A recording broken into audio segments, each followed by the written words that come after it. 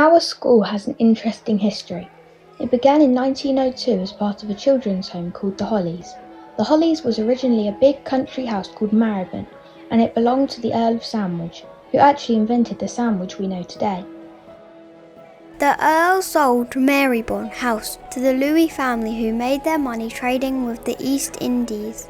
And at the end of the 19th century, the Louis family sold their estate.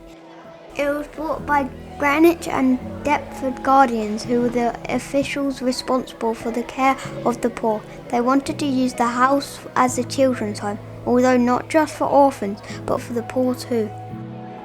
In the past, people had very large families and had huge numbers of children, although many of them wouldn't survive. For example, Queen Anne, who as Queen would have had the best possible medical care in the world, had 17 children of whom none survived. However, in the Victorian period, survival rates increased even though family sizes remained very large. Sometimes children were given into the care of the guardians of the poor by families who simply couldn't cope with 7 or more children, or couldn't afford to maintain them all. Greenwich and Deptford Guardians were a progressive group of men, and they built this orphanage and established family units.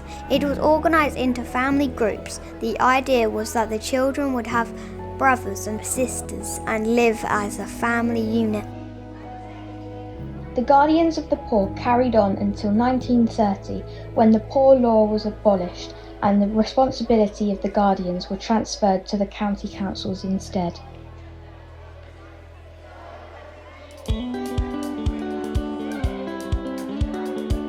At Burnt Oak Junior School, we have 8 classes and 2 for every year. We have around 210 pupils in our school. Burnt Oak has a very long history from 1903 to the current day. Now we have splendid facilities. The first day of teaching at Burnt Oak School was on the 27th of October 1903. In 1906, the inspector's report reflected great credit on the head teacher and staff. The teaching is careful and sensible throughout school. In 1914, the First World War broke out. Schooling really suffered and schools had to close to lessen the danger of bombing and save lives. In 1917, children weren't allowed to go to school because of air raids. Gardening in 1937 became a very important part of the curriculum. There were 90 children in the school at the beginning of World War II, 60 in the morning, 30 in the afternoon. During the World War, they went to the zoo to learn the value of collecting strings. In 1953, the coronation of Queen Elizabeth celebrations began. At Sidcup Place, they held festivals to celebrate. In the 1950s, Mr. Hallam took a year's leave in October 1951 to attend a course on the teaching of subnormal children. During 1960, Burnt Oak only had 193 children and only 6 classes.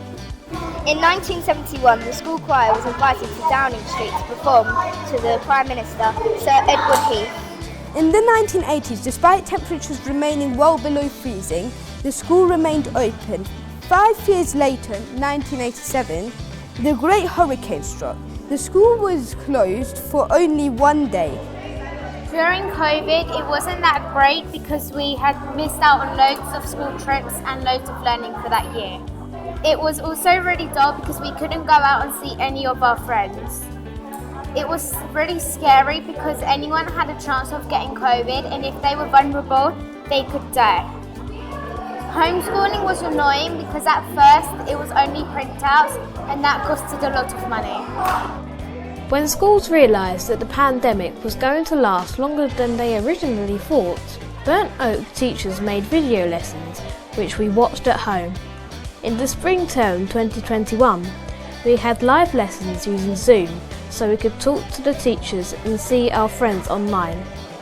It was good in many ways, but also made us want to see our friends for real even more. We couldn't wait to come back to school and return to class bubbles in April.